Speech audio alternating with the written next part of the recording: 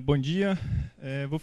Fiz a aula hoje sobre agentes antiplaquetários para a gente poder reforçar a importância desses agentes na síndrome coronariana aguda, relembrar um pouco já dos antiplaquetários que já são bastante utilizados e falar um pouquinho dos medicamentos novos que estão aparecendo aí para a gente poder ter um pouco mais de conhecimento na hora do uso. Pode passar, Beto? Então, esse slide mostra a importância dos antiplaquetários na síndrome coronariana aguda, tanto a síndrome com supra ou na síndrome sem supra e angina instável. Os antiplaquetários são agentes iniciais no tratamento já na sala de urgência para a síndrome coronariana aguda, e depois também são mantidos já no tratamento a longo prazo para profilaxia secundária de novos eventos.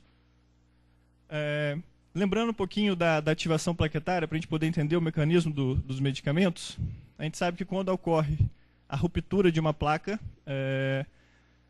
ocorre a liberação, a exposição de colágeno dessa placa. As plaquetas, através do fator de von Willebrand, se aderem ao local que foi lesado, através de diversos receptores de membrana, como a glicoproteína 1A, 2A, e a partir da adesão das plaquetas nessa área, vai haver a ativação da agregação plaquetária para a formação do tampão plaquetário.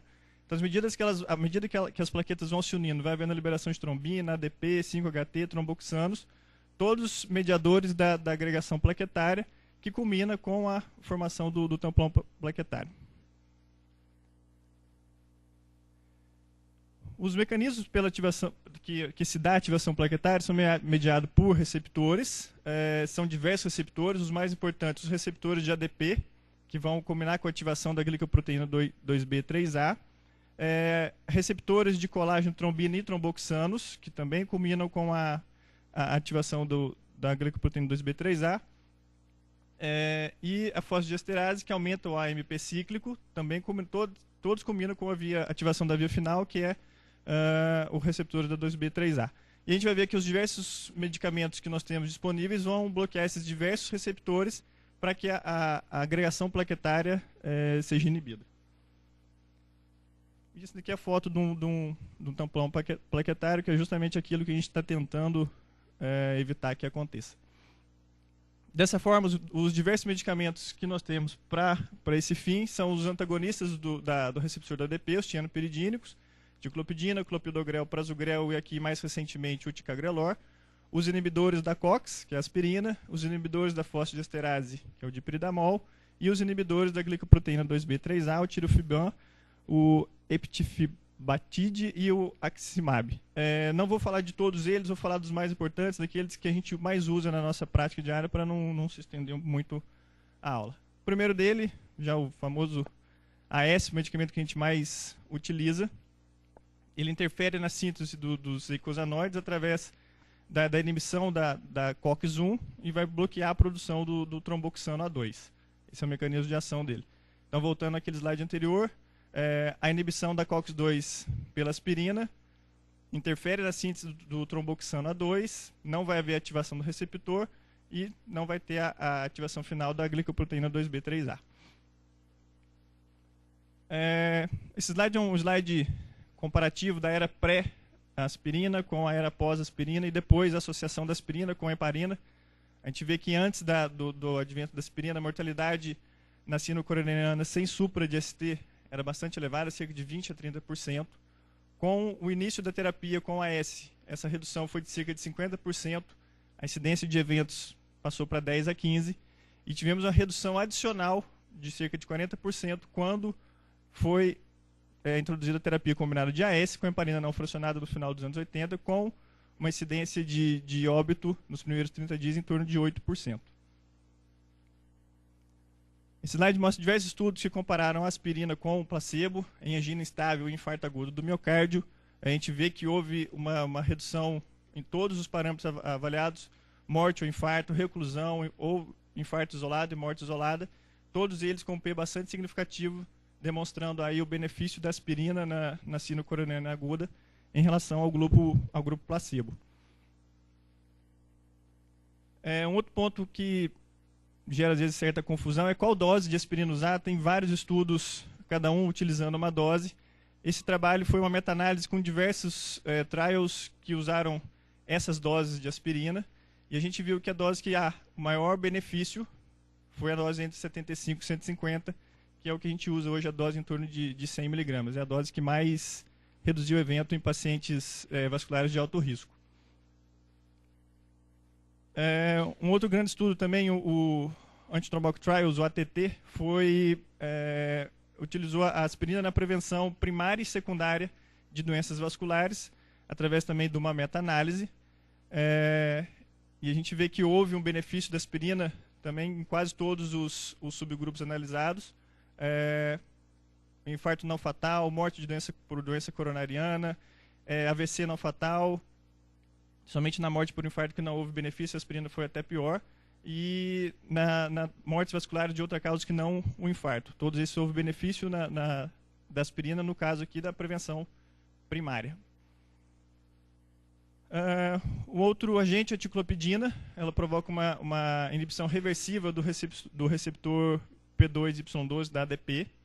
Ela, assim como o clopidogrel, que a gente vai ver mais na frente, também é uma prodroga que requer a conversão pelas enzimas hepáticas, através do citocromo P450. Ela tem uma absorção rápida, uma meia-vida curta, porém a duração dela é bastante prolongada. E o início de ação, também é lento, cerca de 3 a 7 dias para poder ter o início da ação. Os efeitos adversos mais comuns da ticlopidina: náusea, vômito, diarreia, neutropenia grave, incidência de 2,4%, a granulocitose fatal, é raro, mas está descrito, trombocitopenia, e os usos terapêuticos na prevenção de eventos vasculares cerebrais, secundários ao AVC, prevenção de eventos cardíacos em pacientes de alto risco, angina instável, e os pacientes submetidos à angioplastia. Tive muita dificuldade de achar artigos sobre o uso da ticlopidina em síndrome coronariana aguda, então botei aqui mais para a gente citar, não é uma droga que a gente use tanto ultimamente, para a gente poder conhecer os efeitos terapêuticos e seus principais efeitos adversos. Passando agora para o outro tienoperidínico também, o clopidogrel, uma dose muito utilizada ultimamente. Ele também é uma prodroga. O metabólito ativo é formado através de oxidação, seguida por uma hidrólise. As enzimas que participam desse mecanismo é a 2B6, a 3A4, também no citocromo P450. E o metabólito ativo, que é o tiol, liga-se rápida, porém irreversivelmente aos receptores plaquetários. Esse é um dos grandes problemas do clopidogrel. Ele tem uma ação irreversível, até que a gente tem que suspender cerca de 5 dias antes de qualquer procedimento cirúrgico que tenha o risco de sangramento maior. Então ele inibe seletivamente também, assim como a ticlopidina, a ligação do ADP ao receptor, o P2Y12, e bloqueia subsequentemente a ativação do complexo da glicoproteína 2B3A. Então aqui, só para a gente relembrar o mecanismo, o clopidogrel bloqueia esse receptor, que é o receptor da ADP, e não vai haver a ativação da glicoproteína 2B3A. Possui um efeito farmacodinâmico demorado, variável, como a gente já falou, irreversível. Tem um índice até razoavelmente alto de não respondedores, cerca de 15 a 30%. E a gente sabe que esses pacientes não respondedores estão associados ao maior risco de novos eventos isquêmicos. E, como já citei, o problema da irreversibilidade são aqueles pacientes que foram submetidos à angioplastia com stent, que têm necessidade do uso do clopidogrel e que evolui com a necessidade de vascularização. Aí nós temos um problema, porque esse paciente não pode ficar sem o clopidogrel e também não pode ser submetido à cirurgia em uso da medicação. E outro grande problema são as cirurgias de urgência. Um dos maiores estudos que testou o clopidogrel na síndrome coronariana é o CURE, que testou o clopidogrel associado à aspirina versus aspirina isoladamente em pacientes em síndrome coronariana aguda sem supra de ST. Foram randomizados 12.562 pacientes que foram avaliados com menos de 24 horas de sintomas.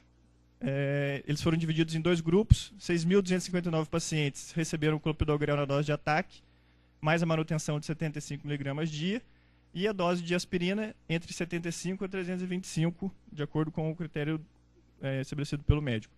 E outros 6.303 pacientes receberam placebo mais aspirina nessa mesma dose de 75 a 325. Então aqui a gente tem um gráfico mostrando o endpoint primário, que era o AVC, IAM, AVC ou óbito por causas cardiovasculares.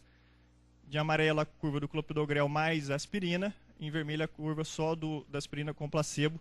A gente vê que houve uma redução de 11,4 para 9,3, com um P bastante significativo, demonstrando o benefício do clopidogrel no endpoint primário desse estudo.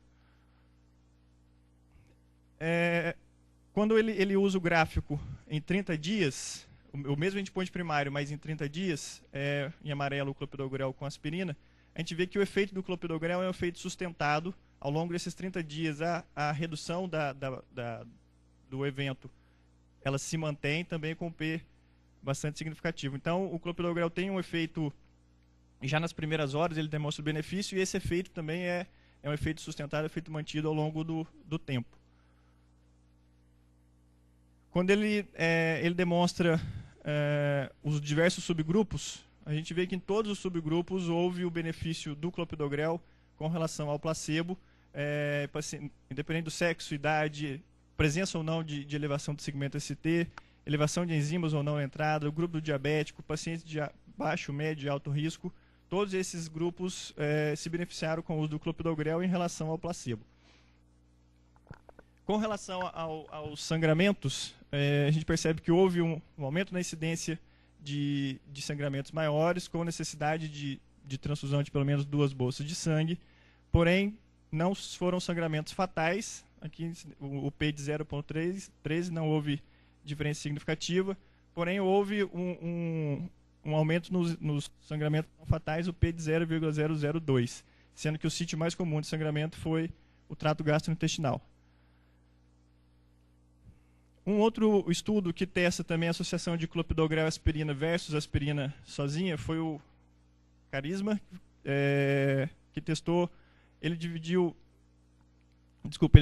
testou a inibição antiplaquetária com clopidogrel mais dose baixa de AS, que até então não havia sido testado em pacientes com alto risco para doença aterosclerótica. Foram randomizados um grupo bastante importante de pacientes, 15.603. Uma parte recebeu o clopidogrel, 75 mg, mais o AS, e a outra parte recebeu o AS mais o placebo. Aqui não houve a dose de ataque, porque era na profilaxia de pacientes que não tivessem apresentado um evento agudo, por isso só a dose de manutenção. E o tempo de segmento foi cerca de 28 meses. O endpoint primário é um evento combinado de AM, AVC ou morte por doença cardiovascular, e o endpoint primário AM, AVC e morte cardiovascular, hospitalização por angina, ataque isquêmico transitório e a revascularização. Ele dividiu basicamente em 2 grupos. Os pacientes que tinham múltiplos fatores de risco para doença aterosclerótica foram denominados de pacientes assintomáticos. Eram pacientes que tinham fator de risco maior, como diabetes, neuropatia diabética, o índice de tornozelo braquial menor que 0,9, doença assintomática de carótida, e fatores de risco menores, pressão sistólica maior que ou igual a 150, hipercolesterolemia primária, pacientes fumantes e pacientes do sexo masculino maior que 65 ou feminino maior que 70 anos. Esse grupo foi denominado de pacientes assintomáticos. Um outro grupo, pacientes que já tinham doença cardiovascular estabelecida, foi denominado grupo de pacientes sintomáticos. A gente vai ver mais na frente que houve diferença entre esses 2 grupos. Com relação ao endpoint primário, de uma forma geral, nos 2 grupos, o placebo teve uma incidência de 7,3% nos eventos, e o clopidogrel 6,8%, um P não significativo. O endpoint secundário, 17,9% no placebo, 16,7% no clopidogrel, esse sim um P igual a 0,04 de significado estatístico. Aqui só reforçando aquilo que o gráfico já mostrou também, quando a gente pega a questão de sangramentos, houve um aumento de sangramento no grupo do clopidogrel, porém sangramentos não fatais não foi significativo, hemorragia intracraniana também não. O que mais chama atenção é o sangramento moderado, com P também bem significativo, menor que 0,001. Aqui nesse gráfico o que chama atenção é na hora que ele divide os 2 grupos, nos pacientes assintomáticos, aqueles que somente tinham os fatores de risco, comparando com os pacientes sintomáticos, que já tinham uma doença cardiovascular estabelecida, nos assintomáticos o placebo foi pior. Houve um benefício em favor do placebo pelo risco de sangramentos maiores nesses pacientes e não teve um benefício tão grande quanto nos pacientes sintomáticos. Esses sim se beneficiam da prevenção secundária do clopidogrel mais o AS. Então, como conclusão, os pacientes com doença ateromatosa sintomática, houve o benefício da associação de clopidogrel e AS, porém nos pacientes com múltiplos fatores de risco, esse benefício não foi sustentado. E não há redução significativa na incidência de AM, AVC e morte por origem cardiovascular. Passando um pouquinho para o prasugrel, novo não, mas é mais recente, um tiano peridínico mais recente. Assim como o clopidogrel, ele também é uma prodroga que sofre oxidação no intestino e no fígado, também através do citocromo P450. Tem uma rápida absorção após a ingesta oral. Assim como o clopidogrel promove um bloqueio irreversível no receptor da ADP, o mesmo receptor, o P2Y12. E ele tem um efeito antiplaquetário um pouco maior que o clopidogrel pela metabolização ser mais rápida e mais eficiente. Então aqui um esqueminha, o paciente faz a ingesta oral, tem uma absorção rápida, sofre hidrólise por esterases, passa pelo fígado, é metabolizado no citocromo P450 e o metabólito ativo é que vai bloquear o receptor da ADP. Um grande estudo que testou o prasugrel versus o clopidogrel em pacientes com síndrome isquêmica aguda foi o Triton Time 38. Esse aqui é o desenho do estudo. Pacientes com IAM sem supra ou com... Desculpa, pacientes com IAM com supra ou sem supra e angina estável e pacientes elegíveis para angioplastia foram randomizados. No início já receberam AS os dois grupos.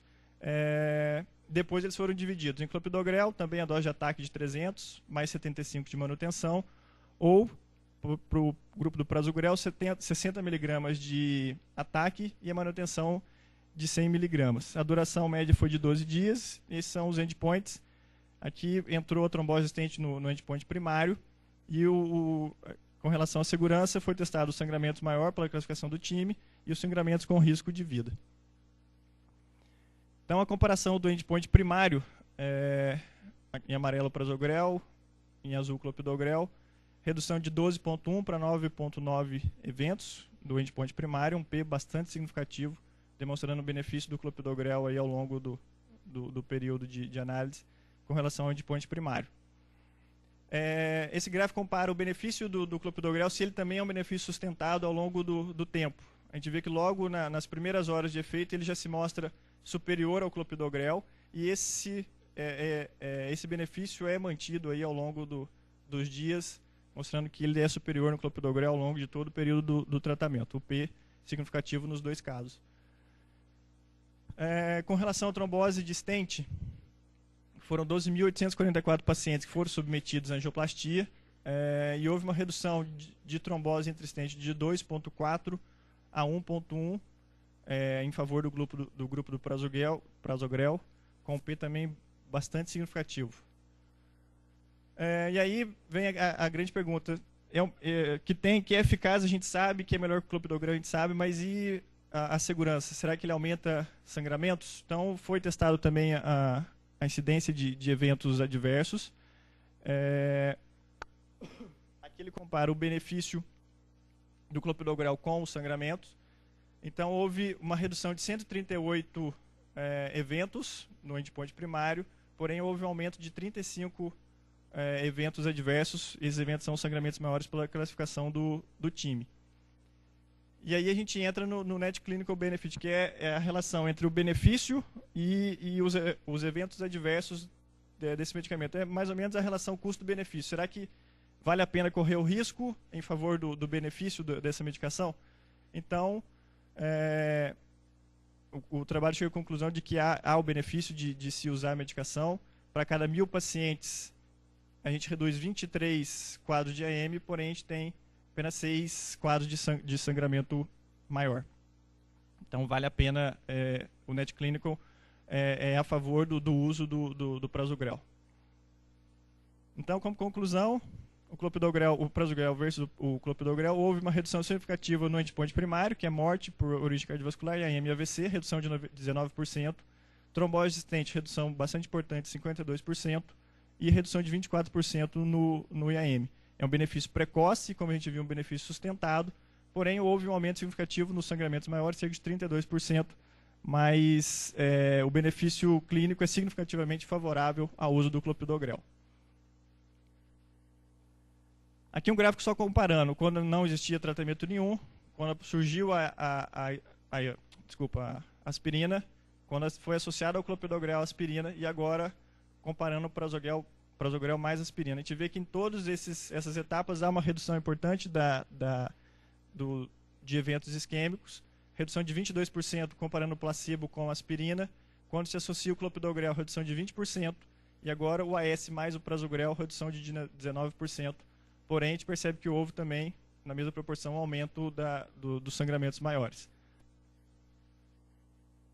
O último dos tianosperidinos é o ticagrelor, o medicamento mais recente.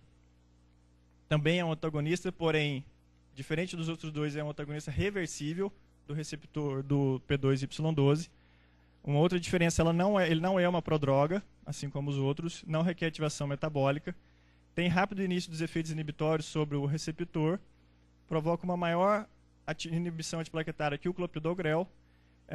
A diminuição da inibição plaquetária é proporcional à diminuição da concentração plasmática. À medida que a concentração no plasma vai diminuindo, a ativação plaquetária, a inibição plaquetária também vai diminuindo.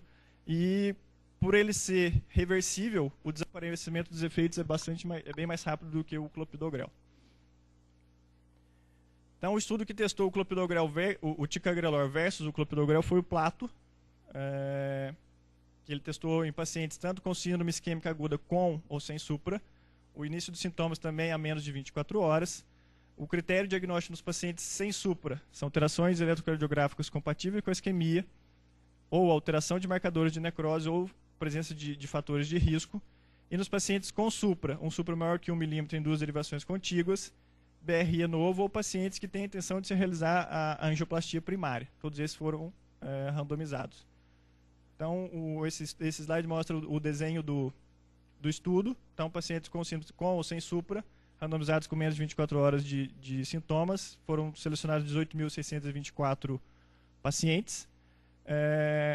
No grupo do clopidogrel, se o paciente não havia sido tratado previamente, faz-se a dose de ataque de 300 mg. Caso ele tenha recebido já a medicação, mantém só a dose de 75. E caso esse paciente vá para a angioplastia, faz uma dose adicional de mais 300 mg no momento do procedimento. No grupo do ticagrelor foram 9.333 pacientes, receberam a dose de ataque de 180 mg, depois foram mantidos com 90 mg de 12 em 12 horas. E se eles fossem submetidos à angioplastia, uma dose adicional de 90 mg. O tempo de segmento foi de 6 a 12 meses. O endpoint primário, morte cardiovascular, infarto e AVC. E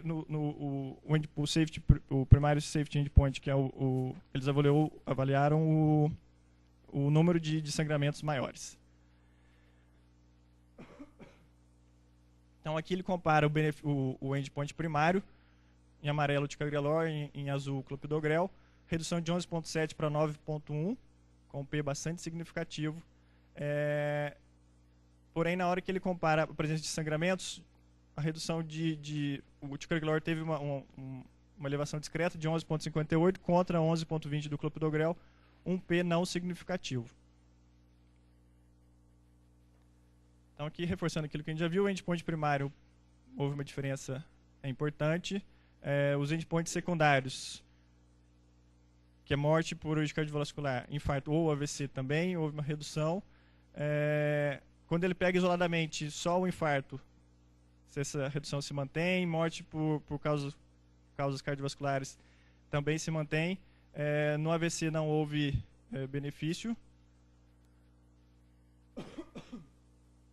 O que chama atenção no caso da trombose de stent, quando a trombose definida, já que foi para a Anjo e definiu que houve realmente a trombose interstent, uma redução bastante importante. Também quando essa trombose é provável ou possível, mantém-se também essa redução. Com relação aos sangramentos, nos sangramentos maiores não houve diferença estatística. O que chamou atenção na segurança da medicação é a presença de dispneia. Houve um aumento importante do grupo de dispneia, levando também à descontinuação do tratamento, um P de 0,001. E um outro dado, os pacientes que usaram o ticagrelor apresentaram pausas ventriculares maior que 3 segundos